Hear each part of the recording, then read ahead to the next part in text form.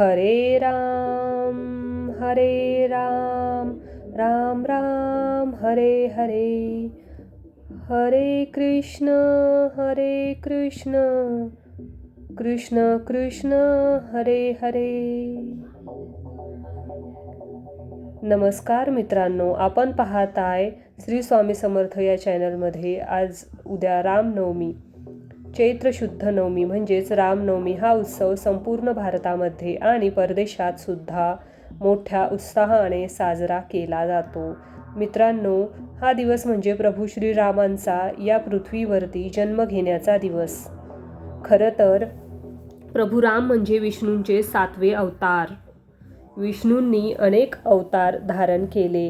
ज्या वेळी या पृथ्वीवरती अन्याय आणि अत्याचाराचे साम्राज्य वाढलं, अधर्म ज्या वेळी या पृथ्वीवरती वाढला, तर या अधर्माचे साम्राज्य नष्ट करण्यासाठी आणि धर्माची पुनर्स्थापना करण्यासाठी विष्णूंनी अनेक अवतार घेतले आणि त्यातीलच 7वा अवतार म्हणजे प्रभू श्रीरामांचा अवतार.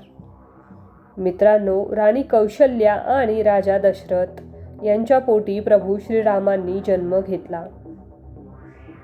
दुपारी 12 वाजता चैत्र शुद्ध नवमीला दुपारी 12 वाजता पुनर्वसू नक्षत्रावर कर्क लग्नी गुरु व चंद्र असताना आणि 5 ग्रह उच्चस्थानी असताना प्रभू श्रीरामांचा जन्म झाला. मित्रांनो, किती शुभ समय आहे पहा, किती शुभ योग जुळून आलेला आहेत.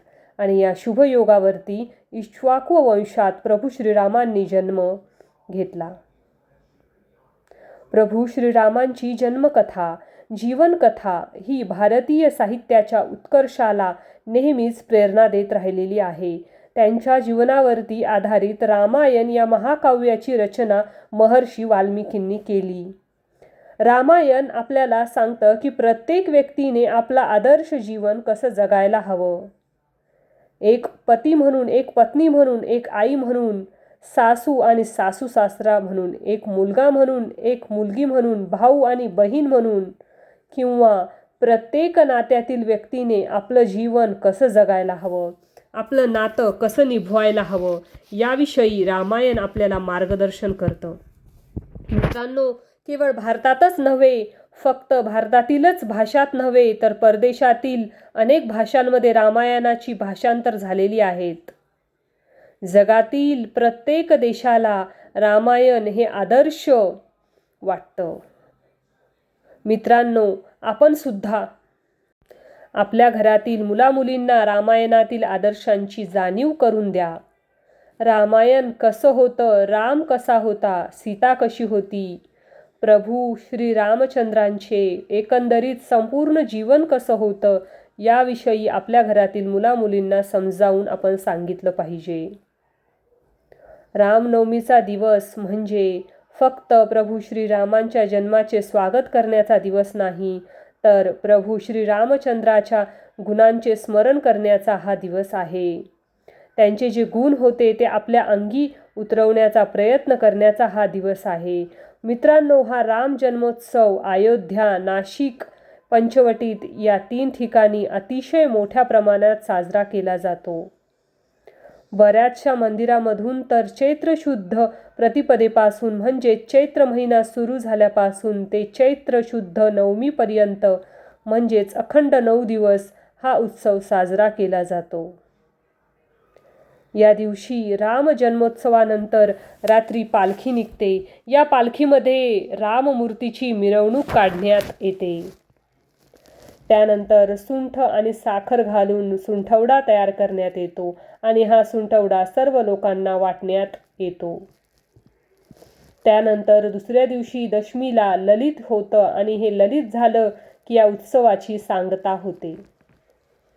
मित्रांनो, आपणही रामनवमीच्या दिवशी आपल्या घरामध्ये रामपंचायतनाची पूजा करावी.